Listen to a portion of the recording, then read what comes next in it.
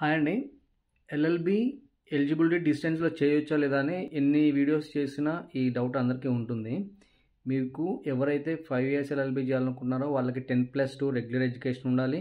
అలాగే diploma candidates ఎవరైతే 10th తర్వాత డిప్లొమా ఫినిష్ చేశారో వాళ్ళు కూడా 5 ఇయర్స్ ఎల్ఎల్బికి ఎలిజిబుల్ అనమాట. ఎవరైతే ఇంజనీరింగ్ ఫినిష్ చేసి ఎంబీఏలు చేసి ఇలా ఎవరైతే రెగ్యులర్ 3 ఇయర్స్ ఎడ్యుకేషన్ కంప్లీట్ చేసి ఉంటారో డిగ్రీలో వాళ్ళు 3 ఇయర్స్ ఎల్ఎల్బికి ఎలిజిబుల్ అనమాట.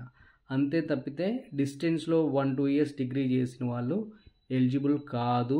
ఒకవేళ మీరు ఎక్కడైనా ఎవరైనా జాయిన్ అవ్వచ్చు చేయొచ్చు అని చెప్పి చేసినా రేపు మీరు అడ్వకేట్గా ప్రాక్టీస్ చేసుకోలేరు, ఎలాంటి కాంపిటేటివ్ ఎగ్జామ్స్ రాయలేరు లాకి సంబంధించి.